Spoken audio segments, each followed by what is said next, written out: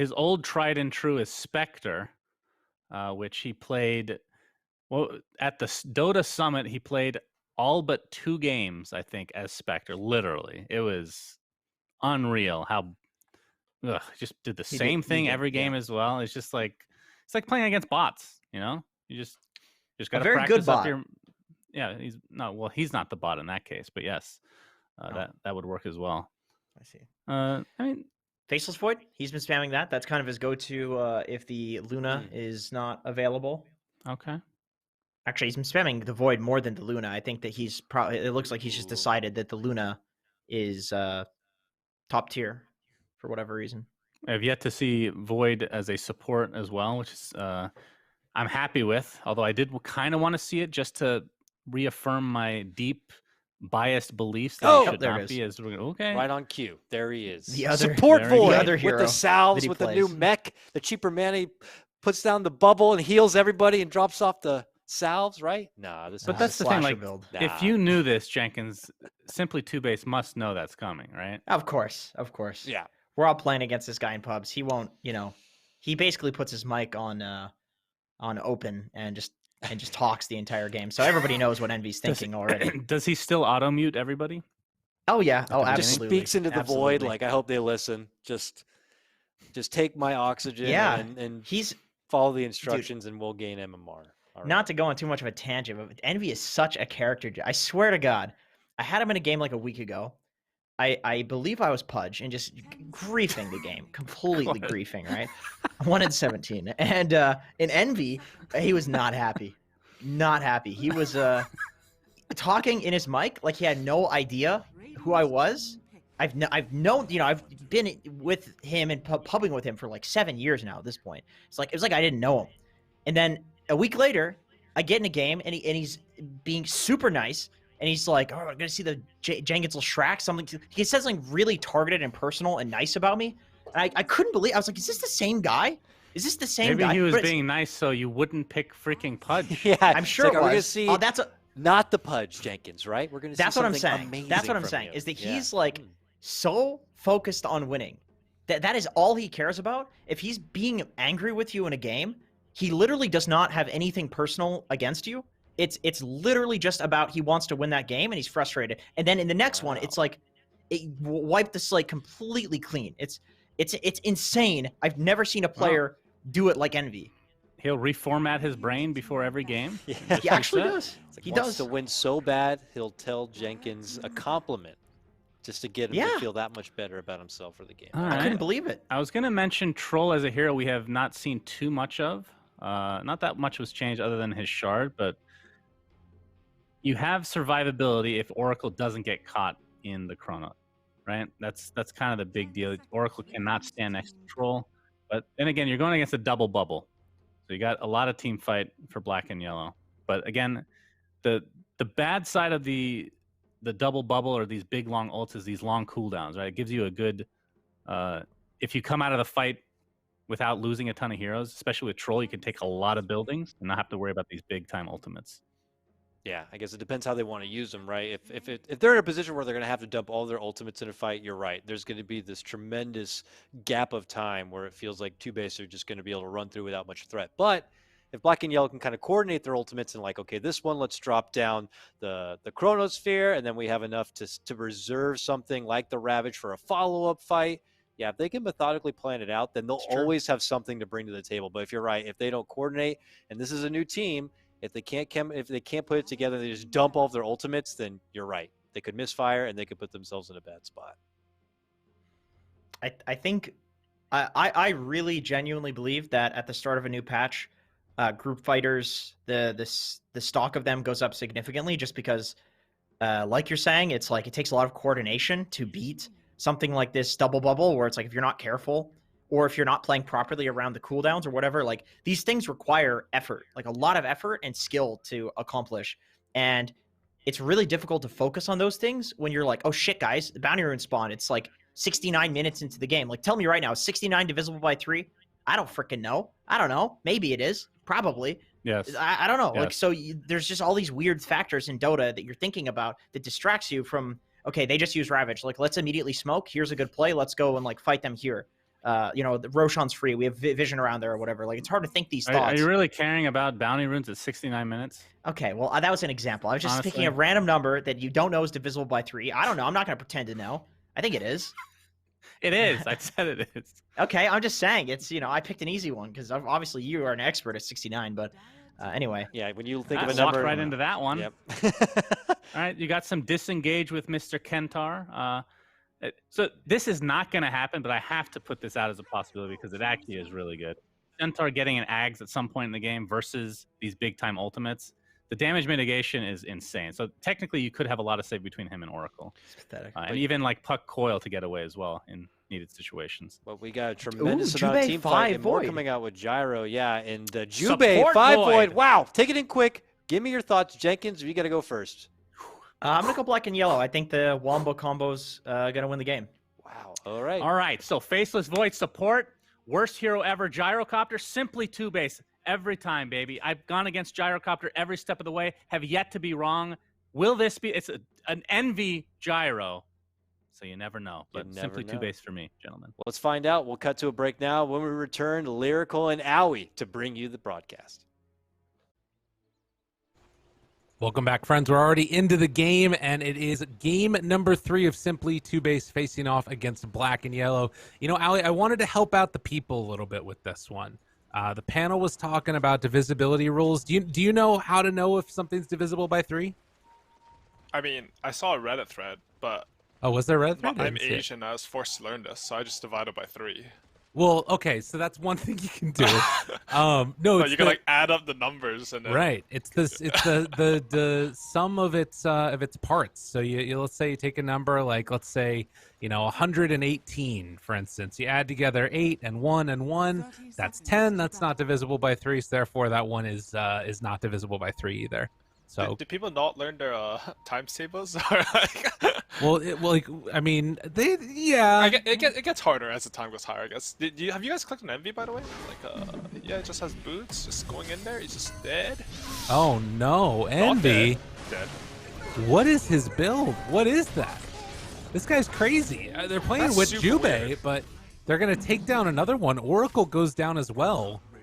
Jubei has already used Time Walk. He might just be in some trouble here as well. Annihilate dead. going with the body blocks, chase down the hoof stomp. Another couple ones. All right. Boris gets the kill. I actually don't know what's happening. So my idea was he bought boots because he's gonna take Keel, and when the Tiny tries to pull the wave, he's gonna follow him and kill him with Keel, even though he's a core. You can give the support a lot of space. And, But like, he's a gonna homing solve the missile. pull. But he has homing missile with boots, which makes no sense. So my new theory is that he thought he was 5. Okay. All right. I like that one. Yeah. I can't see a purpose for this right now. Look at him. The only reason you buy boots, basically what boots gives you in lanes is it gives you kill threat. So he's saying that we are so strong in this lane that I'm going to zone you off the creeps. And he might be right. Like, I'm looking to start this lane. Like, Monkeys Forever, they have 2 assists on Radiant, but like, he's got 3 denies. Like, it's looking pretty good. I don't know if he needed boots to do it, but it's happening. Okay, it's very weird, that's for sure. And then of course the position 5 Void, Faceless Void playing it. What a combo of like simultaneously having a crazy starting build and then also playing a position 5 Void, and that's gonna be like this super critical series for them. They're opting to take it. Oh, Envy getting blocked by the creeps a little bit. That's a lot of damage onto him. This is some next level meta shit. Like, I can't understand it.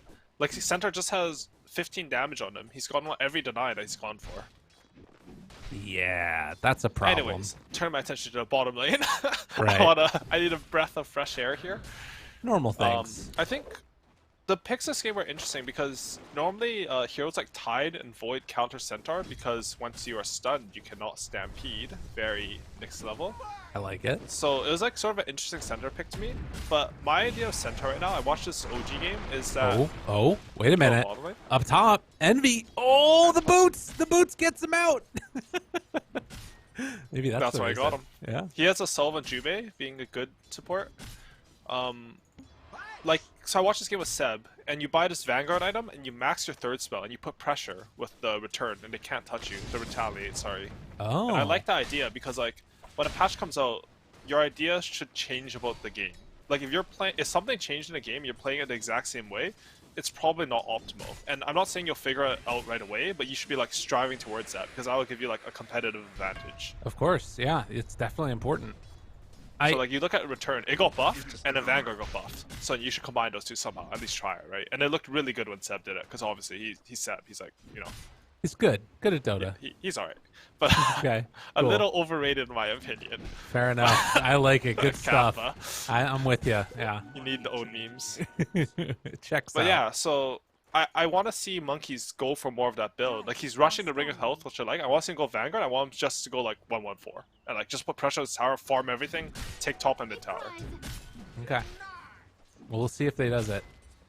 And Radiant had new technology, you know? They understand that they lose on the lane shove this time compared to last game. They learned from that, and now this time they blocked our camp. As a result, Dart didn't get any pulls off on that camp, and Cho's probably going to free farm this lane. That's a great start for him, definitely. And, I mean, it's really weird up top as Jubei does go down. I was wondering if they were going to be able to burst him.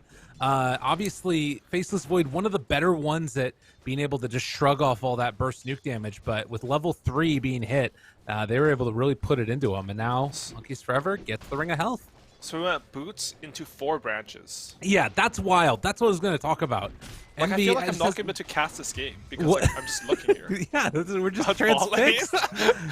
They take down the Oracle, but yeah, the Envy build of the 4 branches, super wild as the toss back goes, and they're going to make sure that that Centaur is perfectly fine. Mid lane. They're doing well at top, I think, sort of. Who's doing well, do you think? I don't know. Okay. You can't just, like, say that. No, like, at first it's Jao, because, like, the CS, he's 12-12, but then Centaur got a kill. Yeah. And, like, I don't know, man. I don't know. I'm pretty sure, like, all the 5 voids I've seen, you actually take time lock at level 2. Instead, you use 2 in time dilation. So, like, they're really committing for these kills, but, like, I don't know, man.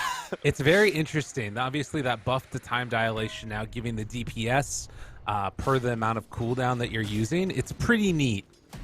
I mean, it's sort of cool because both heroes have 2 active spells at level 2 right. on the Radiant heroes. So look at us slow. That is pretty interesting. Yeah, that did nothing. Yeah. But nah, the ideas coming out are fresh, you know? It's like, I like it. I know it's like DPC match is super important. Right. But like, sometimes you need to test these ideas in high pressure. Otherwise, like, it won't help you develop. Like, you need to test them fast, you know? That's fair. And sometimes they're just the best ideas. Like, this is how you have to try stuff. You just have to. I guess the thing that's cool about the time dilation scaling as well is that you get extra duration on it on top of the extra DPS. So it scales very well. You're right. Yeah, that's a really good, and the cooldown goes down as well. That's the best item, my best one. Yeah, it's just like, you know, that was my favorite. Sorry, I need maybe I should stop playing this top lane. But like my idea is, like I thought what's gonna happen is they're gonna get Homing Rocket and then he's gonna take Flat Cannon level 2 and they're just gonna spam them out with Void like manning up on them. Like that's how I would play this lane. I get a Lost Stat and Homing Missile, spam. Maybe even a Bassi Ring early. But I guess it's not that good with Void 5.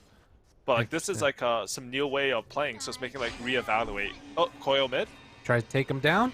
The wrap is coming. Amson over to the side as Flea wanted to make that rotation, doesn't get the chance. And now the Hex following it up. Yeah, that's what you want. Very well done. I felt like that was a really long TP on Flea. Was that a 5-second TP? Yeah, I'm not sure. Maybe the Puck TP'd back?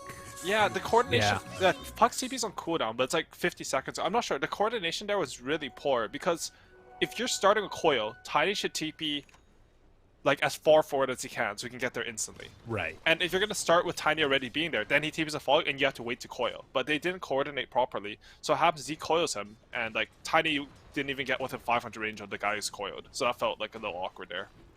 Yeah, interesting. And now it's sort of setting up for, you know, coil being used, nothing really being gained out of it. Not necessarily what you want. Not the end of the world either, though. I think, I feel like go for it. Troll's 700 gold ahead of Envy.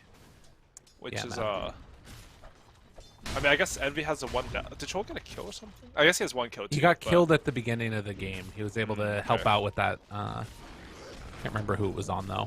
But he got an assist and that kill. He's had a good start so far for Boris, definitely. And this is the type of game, I guess it's a little bit weird again, as Yemson's going to get gone on down bottom. Another Hex to back away. It looks like he should get out. Well, no, they actually catch him. A couple more punches is all he needs. One more, misses uphill. Not gonna get it again. Yeah, that's a good kill for them. You have to punish these 4 lions when they go too far. It's a very squishy slow top lane. Can they take him down? Big boots. Oh, they have the missile there. A lot of damage. That time dilation. Means he doesn't get another round of spells off. And in fact, they're able to take down the Centaur. Not an easy kill. They're hunting Flea.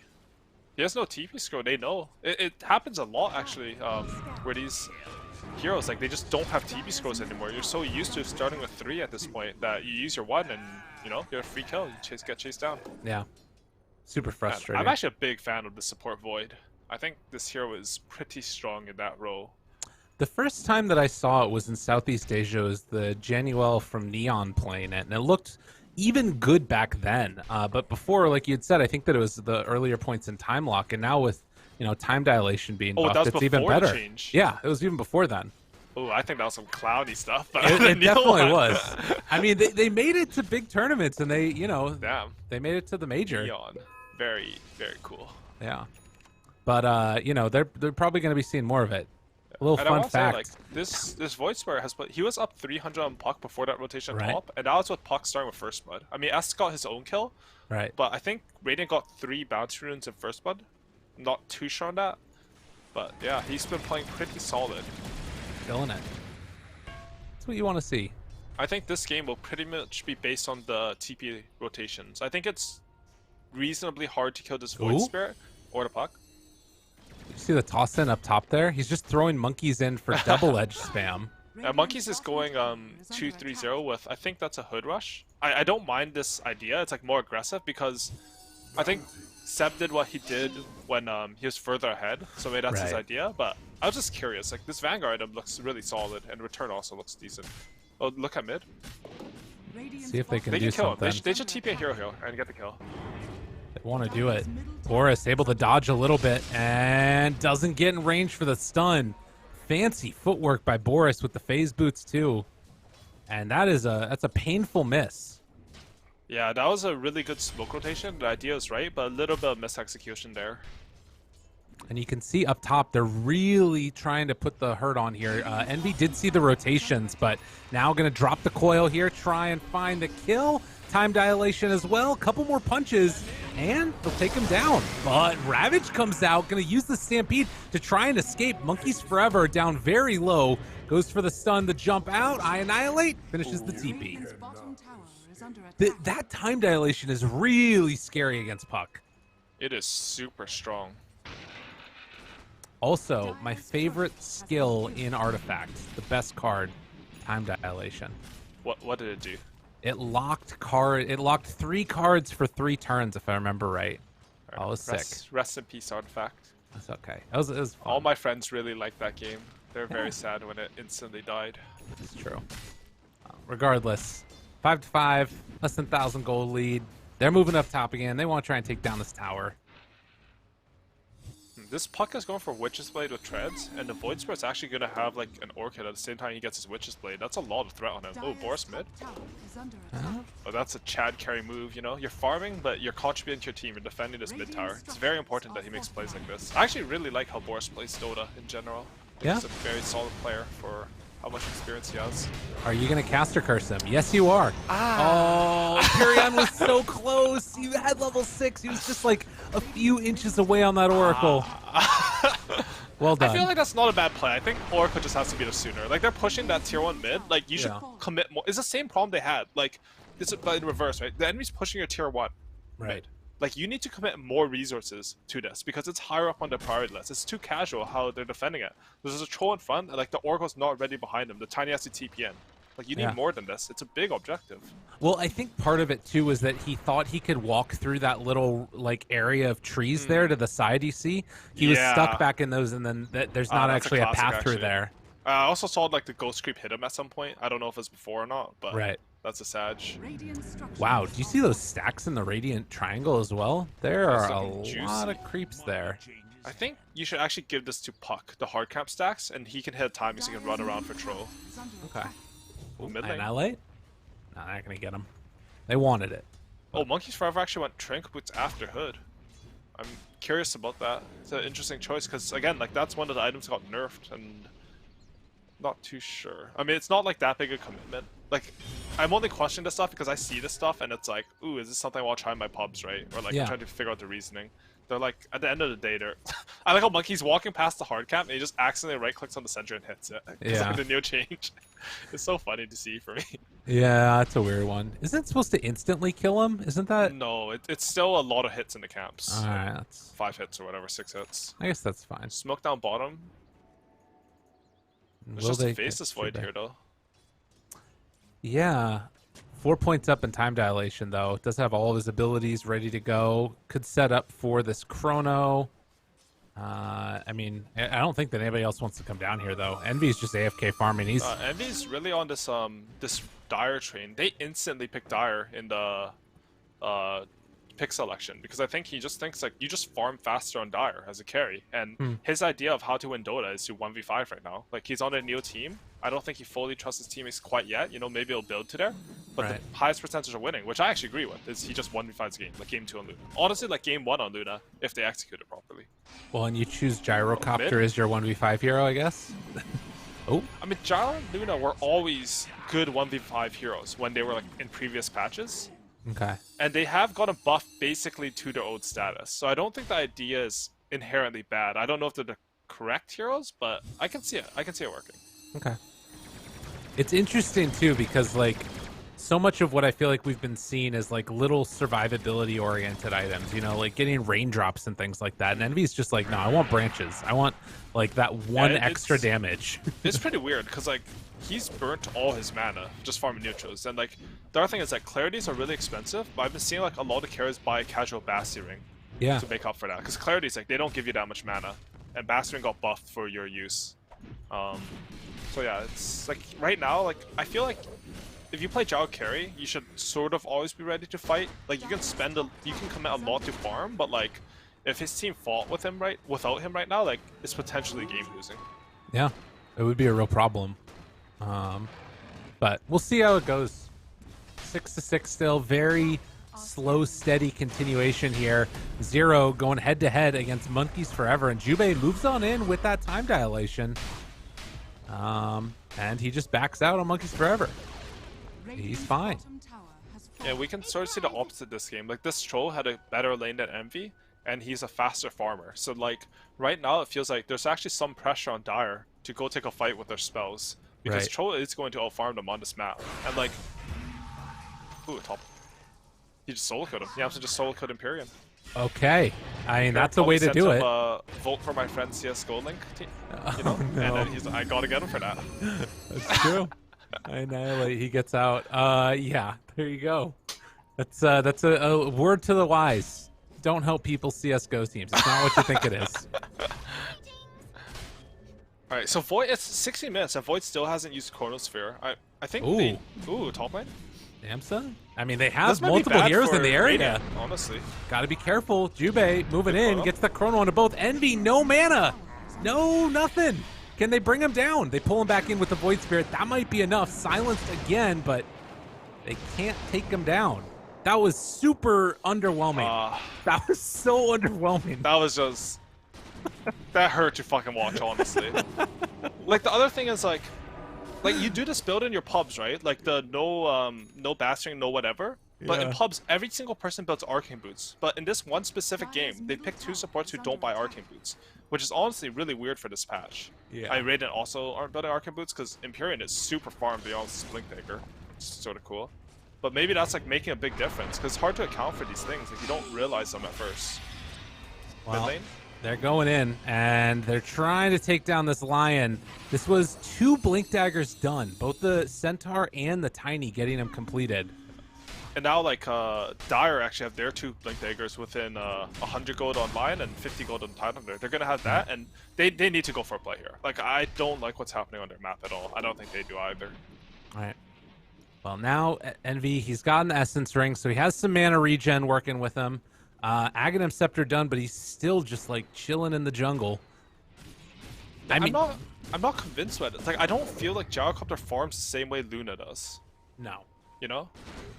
Like, this hasn't really impressed me the same way Luna did. Like, when I saw that Luna, I said I want to play that in my pub. I want to go 1-4-4 and ignore my team and carry the game. Like, that sounds really fun. Like, this Gyrocopter's not having the same thing. When I see this Gyrocopter, like, I think he needs to keep mana to come to these fights. He needs to, like, contribute more to his team.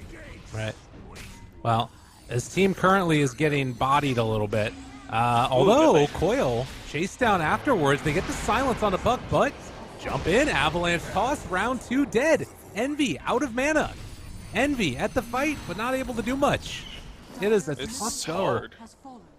Like, if you want your team to 4v5, I mean, the enemy carries sword just farming too, but if you want them to 4v4, 4v5, like, you need hope, like some light at the end of the tunnel, you know? Like, my carry's out-farming their carry, he's gonna outscale them, he's gonna hit the timing, but like, the timing this game is gonna be his BKB. Like, he has one shot. I think Dire has one shot to win this game with his BKB. If that doesn't happen, like, I mean, they can still win, obviously, but like, it'll go to late game. And like, you don't necessarily always want to go to these late game scenarios, like, if you can avoid them.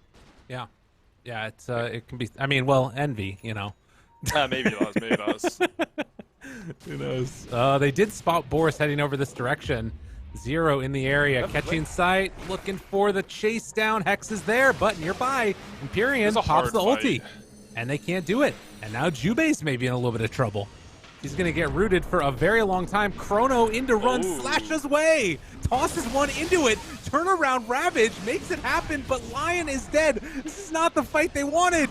Oh no, Annihilate still there, has Coil back up again in a second, can pop it onto both of them. Envy has to look away, trying to farm these camps before he heads back to the base. In the meantime, Zero is going to fall. Oh no, no, no, no, no. Continued devastation here. Flea wants to chase, not quite able to connect there onto the Void Spirit, but is able to escape as well. Yeah, it's that was Ravage, that was Chrono. I think they did like 200 damage to each Radiant hero, and then they just all died. And now they're gonna get a free Roshan because all the long cooldowns are down. I will say, like, this Oracle is like a super big thorn inside of Dire right now. He has Blink Dagger already, and like, I don't even know. Like, you can't even Ravage him if he plays well now because he can always blink and save someone. Yeah, it's really cool. I like this Empyrean play a lot.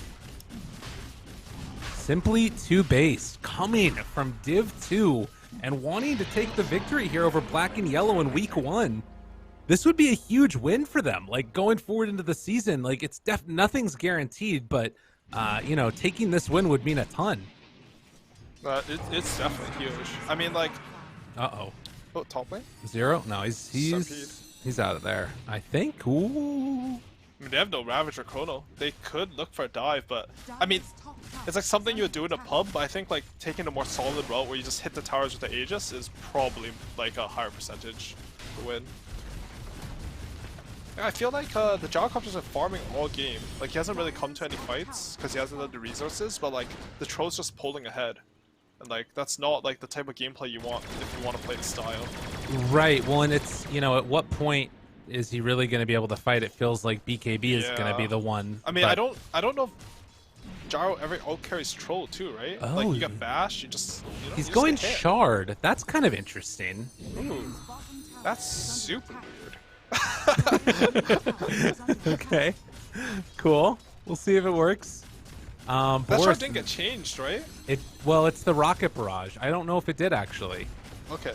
Let me double I think check. It I was have the patch same notes, last patch. But yeah, exactly the same last patch. I got nothing. All right. It's a choice. He's got BKB now though.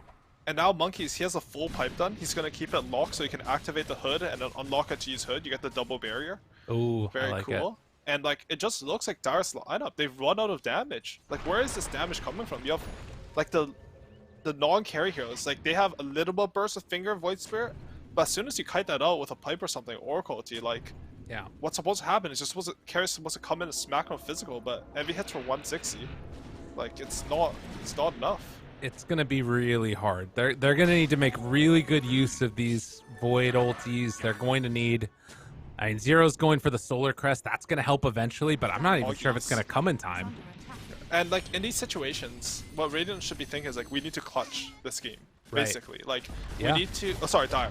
We need to clutch this game. We need to get like a chrono on the Oracle plus a puck or something. Like, that's a level like you should be thinking at. And like when you're playing this game, like that's the like if you have that mindset, it helps you find those opportunities. Because like these top teams, like the really good ones, I think they talk about stuff like this, and they're like, okay, we need to find a really good opportunity, and here's how we can win this game. Because this game's still winnable. You just need to find a perfect chance. Well, Boris And maybe right this now. is it. Boris is all alone. He's getting gone on. Well, is he though? He is not getting gone on. He was completely alone, but it's hard to know that. Yeah. I mean, they're not And this showing is like on the heroes. the same type of play that Black and Yellow made the first game, right? Where the Yeah. carry showed somewhere and they smoked across the map to try to find people. But because like Dire, they know about that play. They're like, oh, as soon as we poked that troll and no one responded, you know, the lion did instantly die to some blink coil there. Like we know they're coming, and you know, Jar just TP's out. It's a good place by both teams. Well, they spot Zero there. Boris try and chase him a little bit. Jump in, Hex, but nearby. Oracle's ready to go at a moment's notice. Oh, they actually let him burn down. Okay. Maybe an opening here for Black and Yellow. Jump forward, ravages the backline. Able to catch there on the Oracle, but the Stampede, and now Flea on top. Tries to take him leashed up. Gonna ran off, but Jube able to get the chrono off. But Boris is outside of it. The only chrono his teammate. No, Jube, that's not the way it's supposed to go. Heal coming in. Boris barely able to live. Does eventually fall. Lots of damage out now onto both of them, but Flea there to finish off the job. Jube gonna get rooted, gonna get clapped on down. Oh man, that was unfortunate. And can they kill Zero? This is not an easy kill at all, but Monkeys is there. Well, Impale Finger takes him down. Okay, why not? Yamsung trying to save the game. But Zero inside the base is going to get avalanched. I annihilate. Unstoppable. 6-0-7 on this puck. Pretty play. Yeah, really good team fight. That was like, it's like an interesting series of events there, right? Because Troll gets got on, he chooses not to Oracle him. Like that's a team call for sure. Right. And then they still, because they know that they can still get the Oracle on him after. Like Dire blow Ravage just to zone out the Oracle, but Troll doesn't die and he still gets Oracle on him. But even though he gets that, like they have enough CC between like the Lion, the Void, you know, some Gyro Rock and stuff like that, that Troll doesn't hit anyone during his ulti. And he hit a Tide for like 50 damage. So he doesn't heal at all and dies through the Oracle ulti. And then, you know, the damage, like the follow-up damage on every reset from Radiant's lineup is so much higher than on Black and Yellow. Like if everyone casts their spells at each other in the first engagement and no one dies, Radiant will Radiant will win every single fight. Yeah. Dire's playing a lineup where they have to burst targets. Yeah, they really do. And if that doesn't happen, it's like, it's just curtains. But we'll have to see. BKB is done now for Boris. You know, you have that in that last fight and things probably look different. Jube, maybe in some trouble. Avalanche toss, gets the stomp.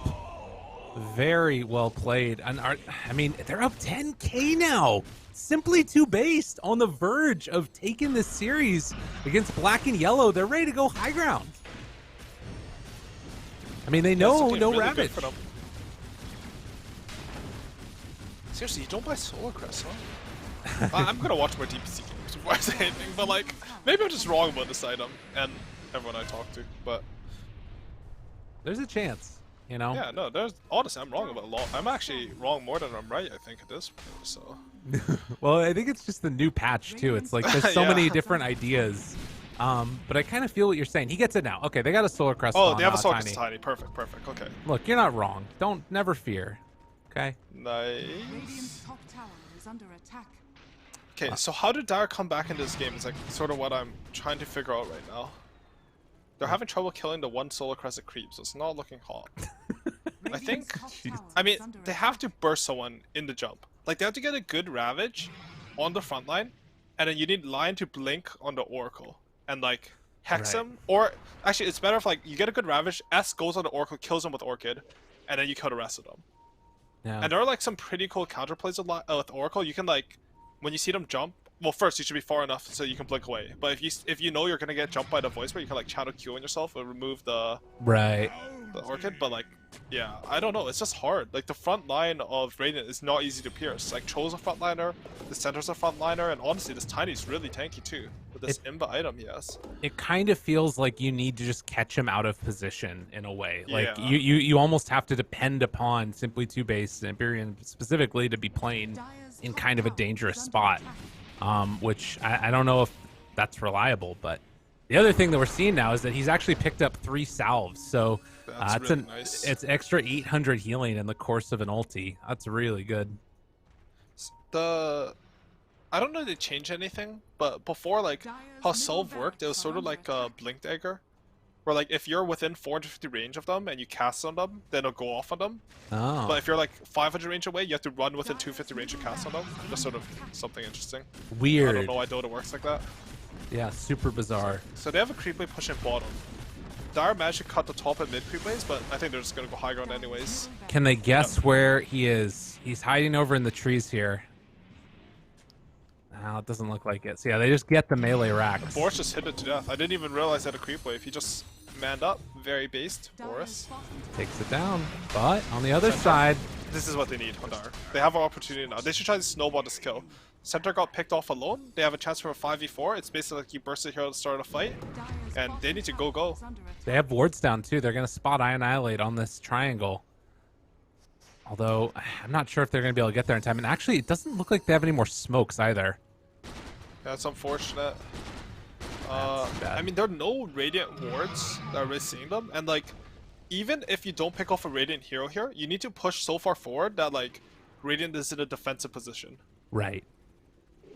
Yeah, make sure that they can't get out there and get the farm on that they want. Jubei goes up to the high ground. And another nice part of this, being able to de-ward these cliffs. Unfortunately, he's not level 4 time walk yet, so it's 12 seconds up there. But it doesn't really matter. You're a 5, you know. Simply 2-Base is doing such a good job of like just, you know, recognizing the inherent danger. They're playing still to push out all these side lanes, but they're not getting caught out of position. Orb of Destruction, that's a good item for Envy. Although he's actually going to keep the Titan Sliver for the moment. Oh, trolls in.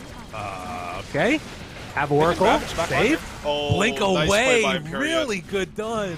And now the bash, the jump for it, Annihilate found a couple of them, Coil afterwards, gonna jump in, Monkeys Forever finds both with the stun. Very well played as Boris still wants to chase in for more. They buy back on the Faceless Void actually. Oracle is dead, but Ask also gonna fall. Double kill for Boris as Roche respawns, and a DD up top to boot. Why not? You know, just everything, give him it all. Unbelievable. I'm not too sure if I saw that correctly, but I think he purged off the Ravage from the Troll and then blinked out of the Ravage so he didn't get hit by it. Like, that's a tier 1 level play. Damn, Very dude. good by the Oracle there. I don't know how he died after, but his job was already done. Yeah. Well, and then this combo of like having Roche respawn right as you win the fight, Yeah, and a right as a classic DD. Who Like, got the shard? Troll Troll's has just it. carrying it for now. Yeah. Who do you give that to, I wonder? Centaur's pretty good. Center's good?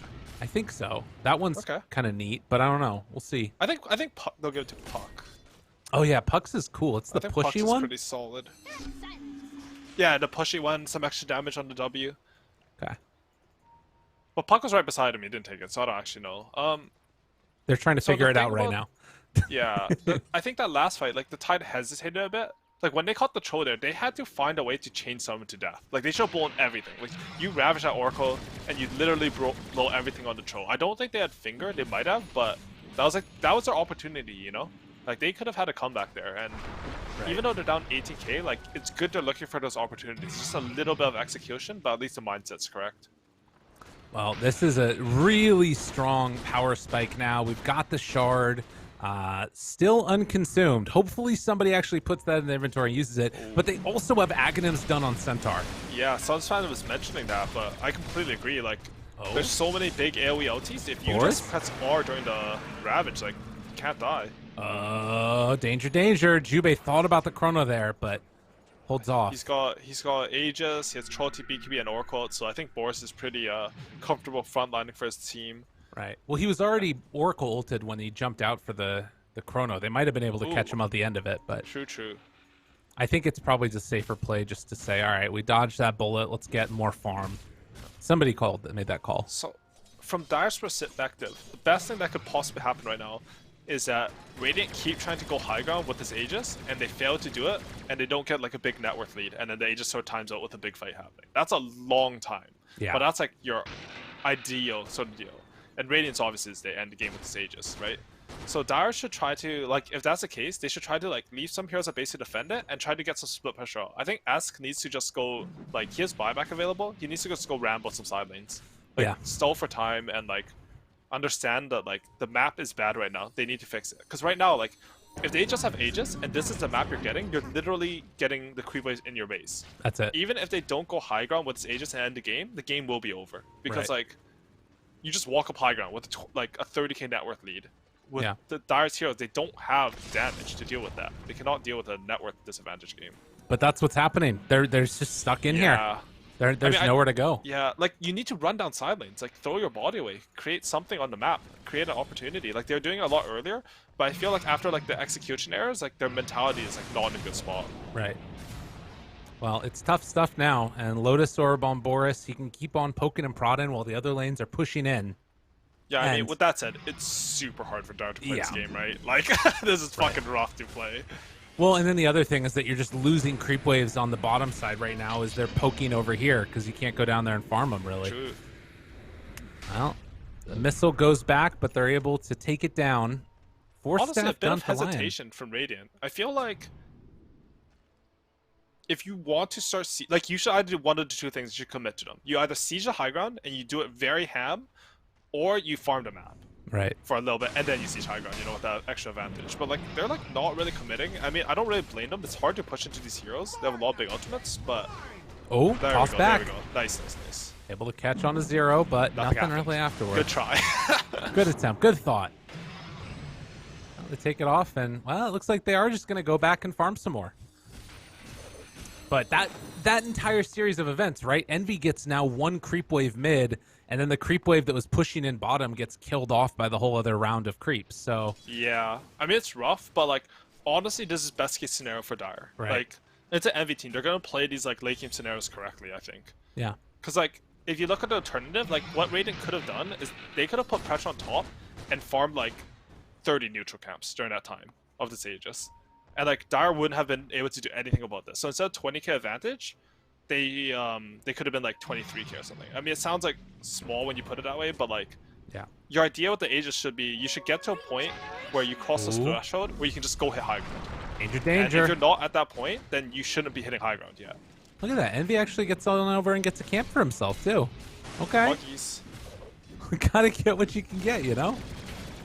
But it's like, for example, like this Void Spirit, like if he had pushed down bottom earlier, he could even like hide in trees, farm some neutral camps down there, like, you know, take some wards with you so it's not dangerous. Like they could have like, if someone had been out there, they could have closed this net worth gap a bit, because I don't think Radiant's playing this map like that optimally.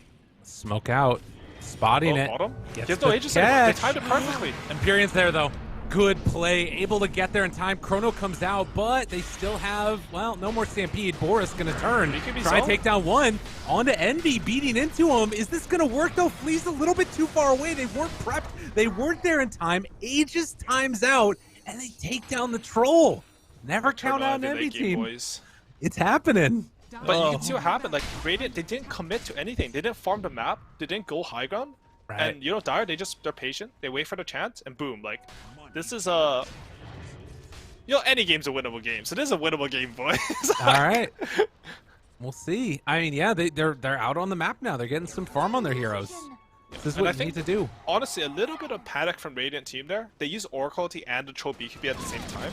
Right. I think they want to try to space it out. Like, the ideal play there is like you Oracle it and then you can kite it out, and when that's about to be over, you know, then you can like think about BKBing and turning with your ulti. They use But, Stampede it's at the hard. same time, too. Yeah, exactly. They got Stampede, Oracle, and BKB, and Jube had a perfect chrono. Like, Right.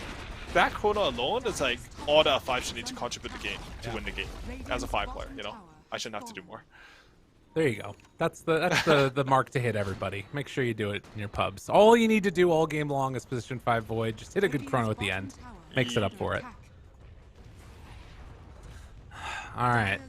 Well, 37 top minutes. lane. Hex, they do use Stampede to get out of there. No jump. Trying to chase. And That Stampede lasts so long now. yeah, it's pretty nuts. Jubei's looking. No chrono, though. Instead, they're looking to jump here and able to get the avalanche toss. Almost dead. Oh my god, the Ravage return. He still falls. But Jubei moving into position now. Trying to take down the rest of Simply 2Base. It looks like they're going to have to back out of there. Boris, eyes on the prize, wants to take down one. There's a Ghost Scepter, but Jubei will fall. And now 2 heroes dead, no buybacks. He bought out BKB. Oh. I think that's just Dino-esque. Is it all for naught? No Ravage, no Chronosphere, no Void Spirit. Yeah, that one's tough. That one's really tough. And they got Cheese now also.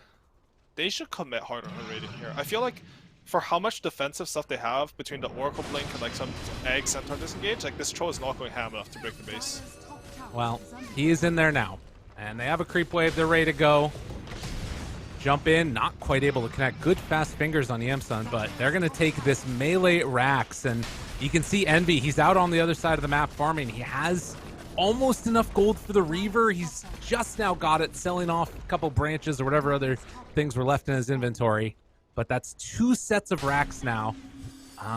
Push back there. Yeah, they're going to take another. 18 seconds until Faceless Void is back up. They've got to try and go once he's up to defend against this. And in the meantime, Boris is just going to keep on pressuring. Jump in. Oh, Finger, he's so low, and there's the Aghanim Scepter, the runaway. Oh, what a play. Esk in trouble. Used both of his jumps to get into the fight. And now Boris on the other side is going to be able to be saved. Oracle goes in, Empyrean's there, beating into Envy. Can he get out of there in time? The Chrono's going to be used afterwards. Chrono. He does have Troll ulti, though, if he wants to pop it. Oh my god, he's full life again. Absolute devastation. Monkeys Forever jumps in, trying to take down Zero. He's going to fall. Jubei's going to go down. And now Envy, where else can he go? Nowhere. I Annihilate lives on 100 HP. Buybacks from 2, but one person doesn't have it. That's Envy. They're feeling good on Simply 2Base. Avalanche toss yet again. They take him down. Pretty as can be. He dies to the Lotus Orb of all things pretty much. And Zero goes down. GG is called. What a freaking game. Simply 2Base. They played really well. This is some new blood coming into the NA scene, honestly. Yeah. I was watching these fights. Like, how they fight individually is very good. Like, if they, stick together, watch some replays together, they're going to be a threat in this NA DPC. Well, looking exciting for the future. I mean, that was one thing that was interesting, right? Was there are multiple points where we were talking about like some of the plays that it felt like Black and Yellow were making that were really solid in game number 1, game number 2, Simply 2Based, maybe just needing to like the spell casting, all that stuff was super good from them. Was there anything that sort of you can identify that you'd like to see them work on over the next little bit, or anything that you felt like they did particularly well? I mean, I think how they commit to objectives is too casual. Okay. Like, they need to sit down together and like understand the importance of certain things and like what resources they want to allocate to it. Mm-hmm. I think generally like any of these high MMR players, their spellcasting is going to be pretty good, but it's about like how you coordinate your spells. For example, like when they're trying to go high ground with Troll with the Aegis, like the best way to go high ground is you press Oracle E on him a couple times and he just runs up and hits high ground with Aegis. And like maybe you can even channel a Q on him as he's running up. So the first time he gets Anchor Smash, it's going to get purged. And a second Anchor Smash, you Lotus Orb. And then they would have breaking base with this Aegis had they like properly planned this out or thought about it. So it's just like that's something that comes with experience, or more than not, it's like think about these things before they happen in a Dota game. Like Dota is a very chaotic game. You need to increase the amount of stuff you thought about before the situation happens, so you don't have to think about it in the game. So just play more, just learn. They're looking good, honestly. It's a good start. I like it. Simply 2Base. They take the series over Black and Yellow. We go with a full 3 games, and now we're gonna let the panel break it all down. But first, we're gonna have to go to a quick break. When we come back, it's all the lovely action that's there. See you guys in a few. And that will do it for today's broadcast, as it's going to be Simply 2Base to get the 2-1 finish against Black and Yellow. I'm back with Jenkins and Suns fan. And, I want to ask you, gentlemen, 2Base here, they are a team that was undefeated in the lower division. They come up to D1 now. They're expected to be underdogs. And they do get a big win here, taking out Black and Yellow, who were in Division 1. But this is a whole new Black and Yellow team. What I want to know, Jenkins, is how big of a feather in the cap is it for Simply 2Based? Is it a big feather, small feather? How big? I'd say it's probably a medium-sized feather, but Okay. it's a really important one. It's a really beautiful feather. And the reason for that is because I totally agree with Aui's breakdown of this team that they kind of made all the right moves. It's just the way that they went about it is something that could be improved. But it's like if they had the power to take a mid tower, they would take it. If they had the power to take the safe lane tower, they would take it. If they needed to play around Roche, they would be there. We didn't see any Roches getting stolen. We didn't see none of that bullshit happened in this game. These guys know what objective to play around and when. It's just a question of orchestrating it a little bit better. So that's why I think this is important. This is a really solid team to beat at first. I think everybody looks at black and yellow and they look fairly strong, at least in terms of individual skill. And so to be at a point where we can see some clear improvements that are not the hardest thing ever to improve and yet still take a game off of black and yellow, it bodes really well for this team. I'm super proud of them and glad to see this lower division team, showing everybody that they shouldn't be underestimated. To answer your question, Dakota, before you even ask it, the feather would be probably like a cardinal. It's like a medium-sized bird, very pretty, very vibrant, but not gigantic. It's not like a condor or a hawk or an eagle or anything. But at the same time, it's not a pigeon. It's not like the plebeians. Yeah, it's not a hippogriff. That's a fictional animal, believe it or not. Griffin. But this game was really interesting. The series was really well played, I think, by both teams at times. Just a little bit sloppy, and this game in particular, like now that we look at the draft, like the Chronosphere, yeah, it's a support void, but you still need damage in the Chrono. They really didn't have anything other than the call down, which Envy just never had mana for. And then the reason that I don't like Gyro is because he's terrible. That's one reason. Just Very a pure good fact of nature. Back to you, Dakota. The reason I was like, Envy could pull it off potentially because he's known for like these revolutionary builds. He starts a lot of trends. Some of them not so much. They end up not being great in the long run, but then other times he actually starts legitimate things. He just went Ags BKB. Like the hero doesn't do any damage. Like I think a position 1 Gyro can work, or maybe position 2 even, if you have another kind of side carry, which they didn't really have, right? So with the amount that Oracle is able to save, like even the Dispel for the time dilation, the ult saving Troll saving himself with his own ult, Centaur Ags later in the game, they mitigating all this damage that they barely had to begin with. It actually was a pretty easy game in the long run for simply TOOBASED. Well, let's hear from themselves how easy it was. We actually do have Flea joining us on the winner interview call-in here. So hopefully this is working well. Flea, hello. It's good to see you. From the darkness, Hello. he comes. Good, how are you guys? Congratulations. We're doing great. Congratulations on the big win. So I want to ask right away, you played against your former team, Black and Yellow. I don't know how the departure was when you stepped away and became a part of TOOBASED, but how does it feel beating your former squad, beating the new Envy team? I mean, it feels good to beat them, but they're trash without me, so that's why they lost. Oh, I mean, ain't that the truth, though? Ain't that the truth, though? I got to jump in with a secondary question. I'm sorry, guys, but Mulligan already? I'm mulliganing already. He's filling the shoes, of course, of Z-Freak. So I want to know, what's that like? How is it obviously working with this group, simply TOOBASED? Do you feel like you're filling the shoes of Z-Freak, or are you kind of making that your own style now? It's my own style. I am better than Z-Freak for sure. Oh, shit. All right. I like this already. I got to hand it over. This guy's, he's feeling himself right now. Jenkins, bring him down a peg. Hello, Francis. Well done. Well done. Of course, I expected it. Always have your back when it comes to these things. Thank you. It's not true. You predicted them to lose that last game. Well, because I was trying to throw a bone to Black and Yellow because they lost their best player, so I felt bad. I felt bad for them. Anyway, so Flea, you were ahead of the curve completely with creep cutting on Storm. I remember way back on Leviathan, we were shitters. You were playing with us. We actually got like second place in something. And then I realized, like, way in retrospect, everybody knows about creep cutting now and wave cutting and stuff. And like you did that way before anyone else. And I want to know, is there anything that you do now that you think other people don't do enough that you're kind of setting, not necessarily setting the metaphor, but like people should start copying it? I mean, I want to say it, but I don't want to say it. It's one of my secret. So Okay. I'll keep that on hold until the next few years. Okay, so there is something though. Jenkins, stop trying to get those dirty ass secrets, all right? Yeah, I'd like to apologize on the behalf of the broadcasting crew here at BTS. Jenkins' questions are just He's just trying to get info for new videos. That's all he's trying to do. This is I don't not know why he's true. getting paid for this. He just shows up to try to steal Well, I'm not information. getting But paid anyway, for content. this. I'll ask a real question here for you, Mr. Flea.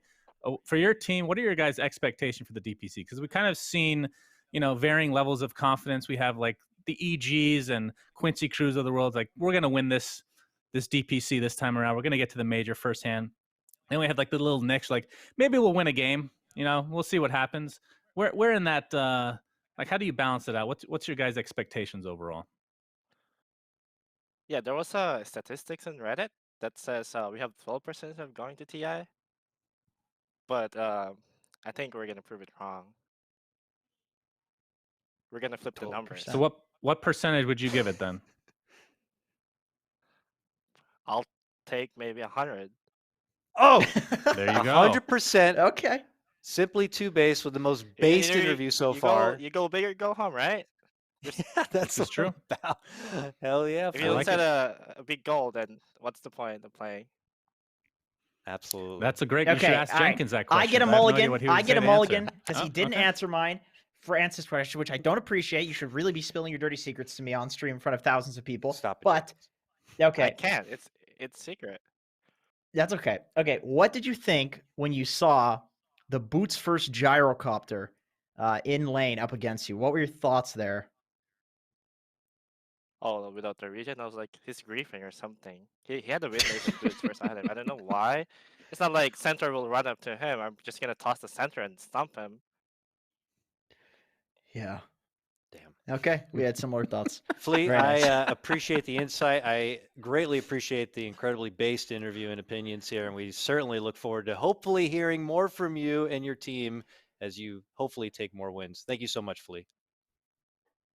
Thank you. Bye bye. Bye-bye now. See ya. Shout outs to Flea, going against his former crew. Now, again, I don't know what the falling out was. I don't know if he decided to leave, if he saw an opening on Simply Two Based after Z Freak's departure and stepped in or what, but he goes against his old squad. He knocks them down. He comes in and says it was the easiest thing ever. And now they have to play Quincy Crew the next time we come together. And I feel bad. I wanted to ask him, what do you think about Quincy Crew? Quinn's in the chat. He sees Flea's interview, and I know he's nervous. I know the Quincy Crew boys are nervous about the based boys now, right? All I can say is I like the confidence, and they impressed me. I thought they played really well. Obviously, not the cleanest games overall. And I think from Black and Yellow's perspective, maybe this is just the Envy factor. I'm expecting a lot of ups and downs. The consistency with Envy has just never really been a thing. He's like really high, really low. There's not much in between. But that's what makes like his series really exciting. But obviously, from their perspective, losing this series is a huge blow, I think. Yeah, absolutely. Certainly, if their goals are going to be TI, losing to Simply Two Base is going to potentially hinder that entirely if you really want to look at the big picture. But like you said, it's Black and Yellow. We really never know what could come from. They could pull out a huge upset against a powerhouse team because they have that Envy farm factor. So with that, gentlemen, I'm going to wrap things up. Thank you so much for tuning in today on behalf of Beyond the Summit. And of course, shouts to our sponsor, XPG, and their Gun Metal Xenia Notebook. Shouts for Jenkins and Sunsfan, and on behalf of Lyrical, PPD, and Aui Production and Pop-Tart on the OBS, we'll see you Saturday for lower division coverage on NADPC. Take care now. Bye.